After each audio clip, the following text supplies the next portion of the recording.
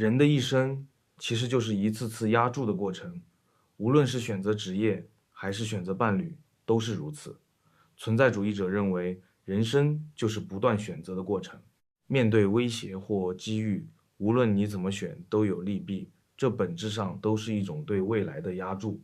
信仰也是如此，本質上都是在資訊不完全的情況下做出選擇。偉大的思想家帕斯卡在《思想錄》中提出了這種押注的風險對沖邏輯。在世俗的選擇中，我們可以選擇不玩，也就是保持觀望，但在信仰面前，你永遠無法保持中立。在生死與信仰的問題上，不選擇本身就是一種選擇。如果我們一生都不做出選擇，在結果上，我們其實就已經站在了不幸的那一邊。也就是說，我們正以這種方式賭上帝不存在，並承擔着如果上帝真的存在，我們將失去一切的後果。大家想想看，是不是這樣？假設我們賭神存在，如果我們贏了，得到的是無限的永生與福樂；如果輸了，也就是死後發現沒有神，我們只是在世上少了一些放縱，多了一些美德，損失是非常有限的。但假設我們賭神不存在，如果贏了，死後確實沒有神，我們只贏得了有限的世俗自由；但如果輸了，失去的卻是無限的永生，面臨的是永恆的審判。帕斯卡說，只要你不能100%證明神不存在，信主就是最明智的押注。這場押注的迷人之處在於，如果你贏了，你贏得的是一切；如果你輸了，其實你也沒有失去什麼，因為你已經活出了一個正直且充滿盼望的人生。其實，關於上帝是否存在，我們每個人都已經下注了。如果你活着的時候不相信，你的行為本身就是投下了不存在的選票。既然這場賭局沒有人能離席，為什麼不看看哪種選擇最划算呢？在這場押注中，我們的籌碼無非就是幾十年的時間、精力與世俗的享受，但我們的回報卻是永恆的生命，以及與上帝同在的平安。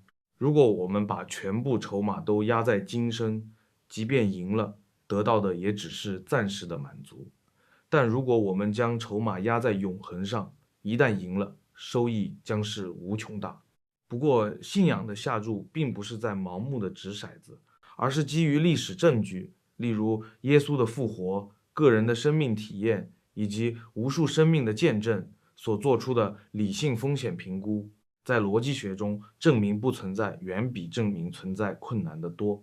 如果我們要證明世界上沒有黑天鵝，那僅僅觀察1000隻天鵝是不夠的，你必須在同一時間觀察全世界每一個角落裡的所有天鵝。同理，如果要證明無神，人就必須具備全知的能力，掌握宇宙中所有的知識與時空資訊。但這是不可能的，因為如果我們全知，我們自己就成了神。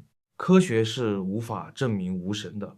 如果上帝是宇宙的創造者，他必然超越於宇宙的時空之外。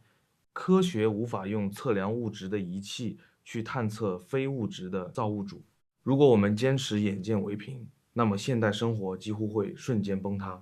手機訊號、紫外線、紅外線、重力波，這些我們都看不見，但它們卻決定了世界的運行。在顯微鏡發明之前，人類看不見細菌，但細菌卻一直在影響人的生死。正如美國太空總署對暗物質的解釋，宇宙中約有95%的成分，也就是暗物質與暗能量，是完全看不見的。但科學家透過重力效應，確信它們真實存在。存在不等於可見。由於無法證明無神，堅定的無神論者實際上也在進行一場賭博。而且是一場代價更高昂的賭博。如果單純因為看不見就判定上帝不存在，這本身就是一場風險極高的豪賭。與其賭一個無法證明的否定，不如去考察那個可能存在的肯定。一個木匠的兒子沒有任何權勢，卻在死後讓原本膽小如鼠的門徒們突然變得視死如歸，甚至徹底改變了人類文明的走向。要知道，人可能會為了某個理念犧牲，但絕不會為了一個自己捏造的謊言殉道，除非他們真的親眼看見了耶穌的復活。這還不能說明問題嗎？著名學者路易斯在返璞歸真中提出，人內心的是非道德觀就像是軟體程式碼，暗示着背後一定有一位寫下這些程式碼的創造者。就像你看到了一個影子，就知道旁邊一定有發光體。這種生命徹底的反轉，不只是發生在2000年前，更是跨越時空的極強社會學證據。直到今天，我們在教會裡依然能看到無數現代人因為經歷神而重塑人格的真實見證。聖經在希伯來書11章1節中給出了一個著名的定義：信就是所望之事的實底，是未見之事的確據。押注信仰是我們一生中最大的一次決策。用有限去搏無限，是博弈論中唯一的理性選擇。正如史丹佛哲學百科全書所分析的，人生最昂貴的賭注不是你投入了什麼，而是你錯過了什麼。這種不確定性恰恰是信之所以被稱為信的原因。如果一切都清晰可見，那就不叫信仰，而叫常識了。當然，信仰絕對不鼓勵用賭徒的心態來面對。但我們要說的是，信仰的確是一種選擇，需要做出權衡之後的決定。雖然押注這個詞在信仰的語境下聽起來有些刺耳，但從認知與決策的角度來看，信仰的確包含了一場終極的博弈。信仰不是廉價的，它往往要求一個人在現世的短暫滿足與永恆的承諾之間做出取捨。這種選擇本質上就是在有限的資訊下，對自己整個人生方向乃至於生命主權的一次下注。如果你在邏輯上覺得信主更合理，但心裡還是覺得有道坎跨不過去，我們建議你嘗試走進教會，參加聚會，親自去了解這份信仰。